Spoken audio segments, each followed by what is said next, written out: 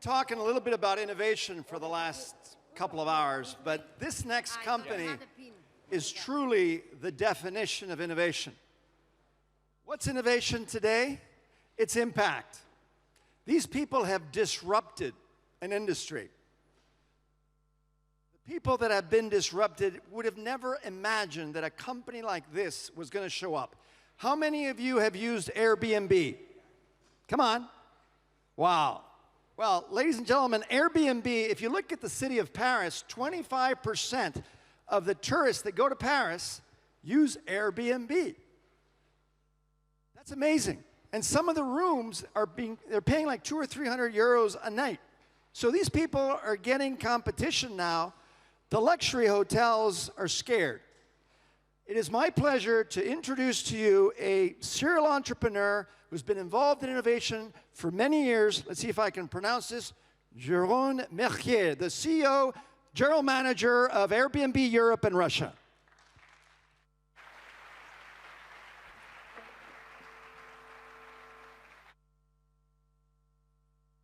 Turn anything on? It just... Yeah.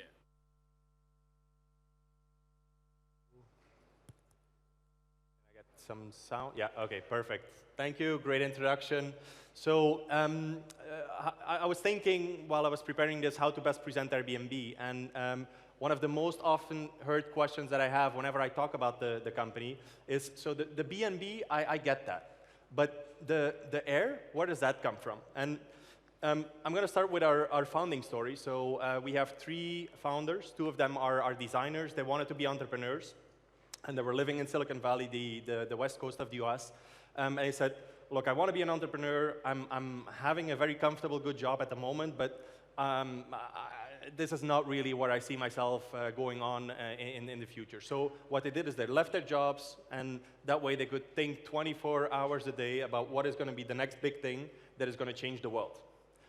Great idea. First month, the idea wasn't there. Nothing happened. Second month, no idea. And the third month, they couldn't pay their rent. So what they did, it's a big problem, right? So what they did is they had a big living room. And in that living room, just at the time, there was a huge conference in San Francisco. And the conference was a design conference. So all of the hotels were completely sold out. They said, let's make some additional money in order to pay the rent for the month. And we'll create a little web page around that. And that web page was 3 airbeds that they put in their living room. So that's where the original name comes from, Airbed and Breakfast, and then later on introduced into Airbnb. And the very first web page looked like this. So it doesn't have much to do with where we are now, but this is a little bit the origin. And what we still have in common, and a year and a half ago, we rebranded our entire site. So our complete logo, our complete company was rebranded, because we wanted to go back to where we came from, what we stand for. And if you take a look at what our logo looks like at the moment, it's a reflection of what identifies Airbnb, what makes Airbnb special, what makes Airbnb different. Accommodation, there's different sides of accommodation. What Airbnb offers is a unique form of accommodation offered by people, so those are our 2 main elements, and really allowing travelers from around the world to feel like a local in all of the cities that they're visiting, all of the cities, all of the regions that they're living. So Airbnb has put it together in what we call our new logo, the Bello logo, but those are the pillars. Yeah? It's unique accommodation offered by individuals, so people like all of us in their homes, so creating and combining those 2 into unique experience. And then obviously, we're part of the sharing economy, so there's 2 terms that I'd like to spend a little bit more time on. One is the sharing economy. There's a lot of names about the sharing economy. There's a lot of things that are being written. So Times called it one of the 10 things that's going to change the world.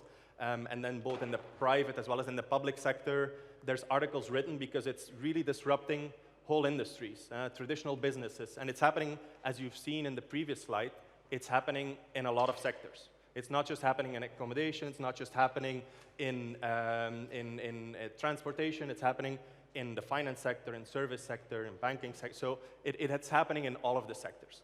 And if we take a look at what the sharing economy is all about and why is it happening now, so it's really kicked off in the last, I would say, 3-4 years, right? And what has happened since then, it's basically new technology. So the mobile technology, social networks, the new types of databases are able to accompany and create a trust network that for the very first time in our history, people have a trust to interact between themselves. So there's no traditional brands that has to be in the middle. The traditional brands, what they've done is basically guarantee you, provide you certain guarantees, certain security.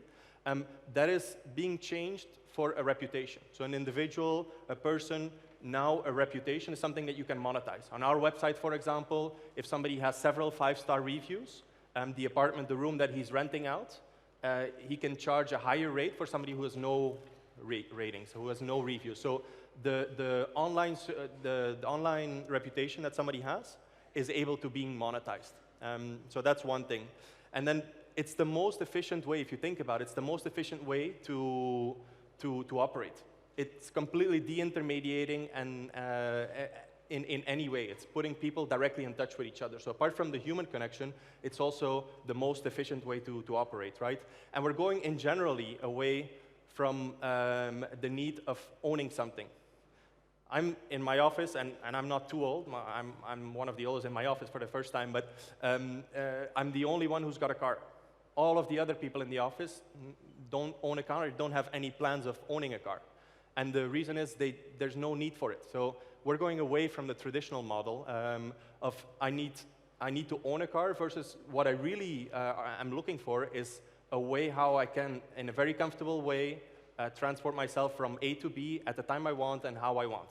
Right? That's really the need that we want to fulfill.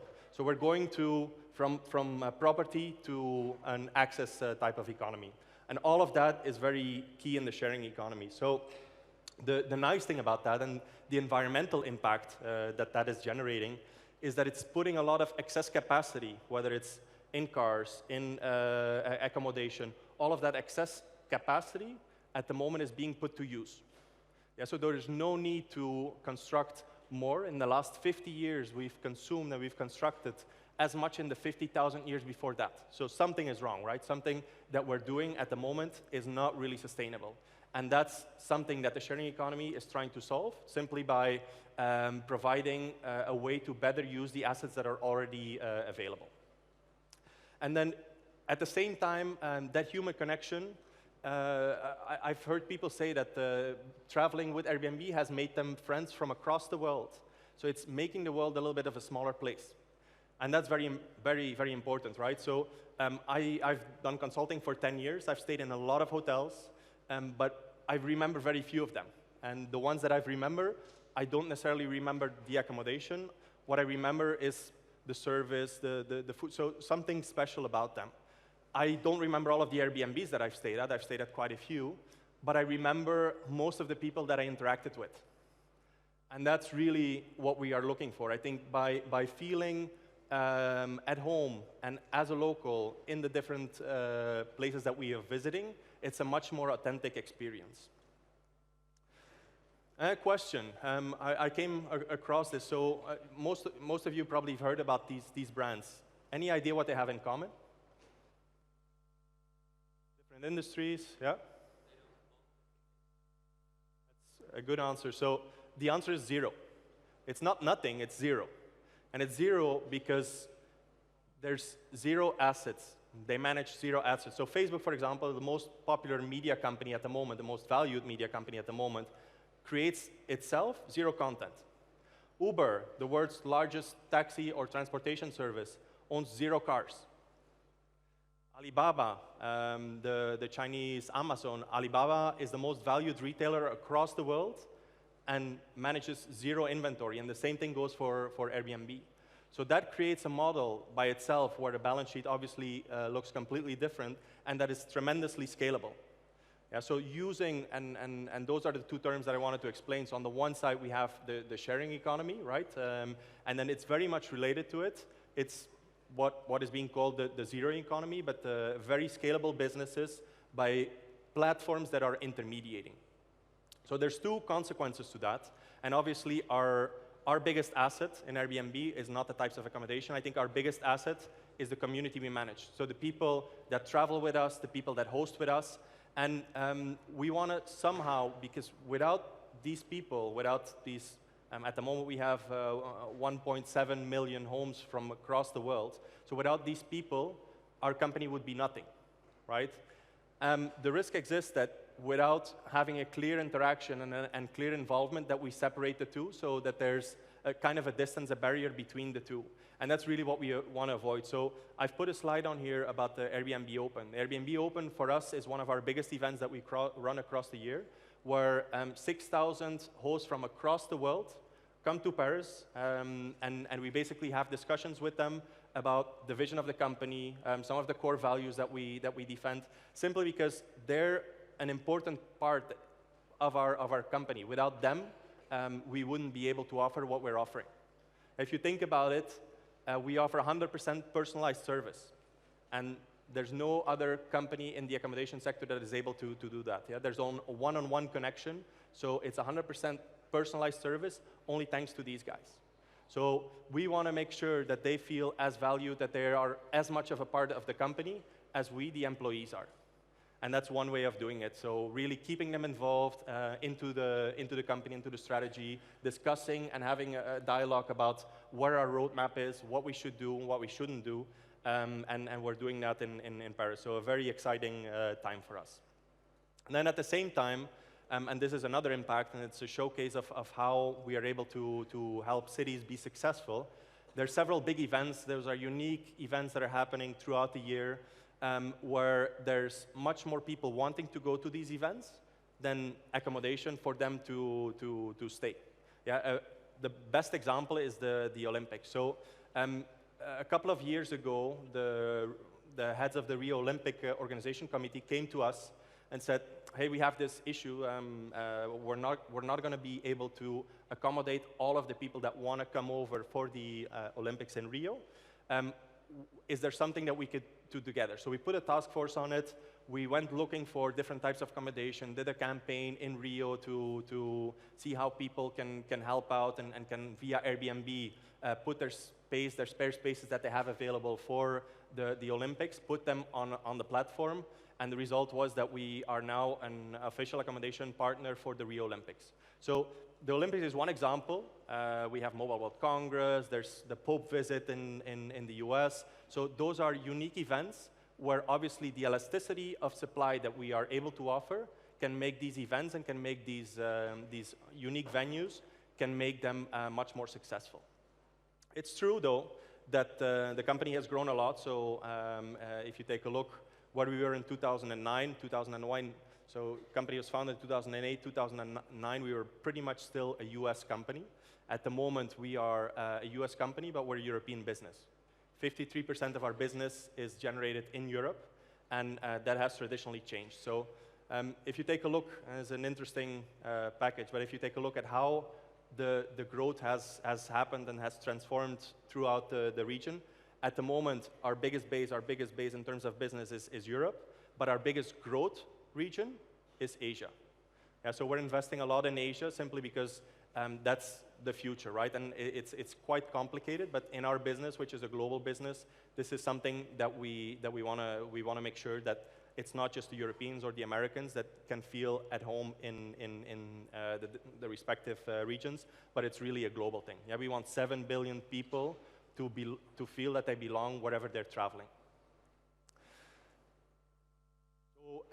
So at the moment, we have 1.7 million homes on Airbnb, 34,000 cities, and 191. The last one we added, you've probably seen it, the last one we added to our list is Cuba, a very exciting city. I think it's a unique opportunity for the city to go there, but it's a truly global phenomenon. Yeah? It's not something that is happening in a specific department, a specific region, in a specific country. This is something that is happening across the board. So there's a lot of people who are at the moment saying, this is a given, we can probably embrace it. And if you take a look here, this is a map of Paris. I don't know if you see all the dots, but the blue dots represent the hotels that are operating in the center of Paris. And if you overlay that with the amount of listings that we have at Airbnb, it's basically showing two things. Yeah? It's showing that there's decentralization. In decentralization, on the geographic side, there's no better example, there's no better way to explain it than showing it. It's decentralizing all of the tourism that traditionally has happened in the center of the cities to some of the other regions that have traditionally not really benefited from tourism. And that's something that I think is really important, that those are some of the important discussions that whenever we talk to city halls, whether it's in Paris, in Barcelona, or in New York, those are some of the things that we bring to the table. And the other thing is, there's a decentralization allowing individuals to participate into a flow of wealth that is the tourism industry. So I was before in a session where we were saying tourism, for Spain at least, is the biggest industry. It represents 14–15% of the GDP. So we are allowing now, in terms of crisis, people, individuals, to participate in some of that wealth that is being generated. So there's a dual redistribution happening, the geography one, and then from traditional corporations to individuals. But it's true, the global community has grown. So if you take a look at where we are at the moment, it took us a couple of years to take off, but at the moment more than 55 million people have traveled with Airbnb. And about half of those have just traveled in the last 9 months. Yeah, so it's an exponential business, a global business that is happening and that is transforming the cities. So if you take a look, I have put in a couple of examples, but Paris is a good one. Yeah? Paris is our #1 city. So Paris, New York, London, Barcelona are some of our top cities. And if you take a look, and these are data that is about 2 years old, but at the time, about 2 years ago, Airbnb generated about $240 million to the economy of Paris. Yeah, that's an important data. So when we talked to the Paris City Hall, what they were afraid of is that the center of Paris was becoming a little bit of a ghost town where only tourists were coming in, and so the prices would raise. They wanted to maintain the original identity of the city center into a way that locals were able to pay their rents. And the rents were going up, there's inevitably, right? The rents were going up, so by hosting on Airbnb, they were able to pay the augmented rent and keep on living where they're living. A recent survey, for example, has shown that 53% of our hosts that are renting out on Airbnb, that are using that income to make ends meet, 53% is saying that without this income, I wasn't able to live where I'm living at the moment. That's a huge number. Yeah? It's a scary huge number. So it's creating a huge impact on individuals and on cities. If you take another example, Berlin. So Berlin, we have generated 100 million. It's not as much of a destination powerhouse as Paris, for example. But 77% are still outside of the main tourism areas. And that's a recurring fact that we see. In San Francisco, it's another great example of decentralization. Yeah? So 60% of the guest spending is outside of the main tourism areas, of the main tourism destination areas. Amsterdam is a great example. We have a really good relationship with the city of Amsterdam because they've been one of the very first to embrace the sharing economy, to really see the potential of it and use it to its benefit.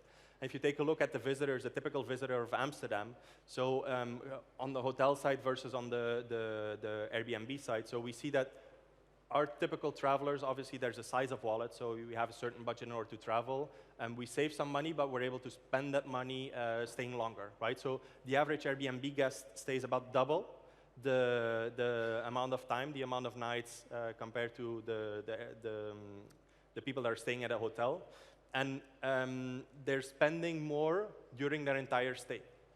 Yeah, so there's again, a redistribution effect. They're spending that money into the local shops, so there's no, I am having breakfast at the buffet downstairs or I'm ordering room service anymore. Right now, the breakfast is being spent by eating a pincho de tortilla at the corner, which is the best one that has ever been made in Spain. Right? So there's much more authentic and much more local experience, and that's really what people are looking for. 93%, that's one of the numbers that really impressed me. 93% of the guests that travel with us wants to stay like a local, wants to live like a local and really feel that they belong in that neighborhood. So this is a little bit the impact that it's generating on the cities.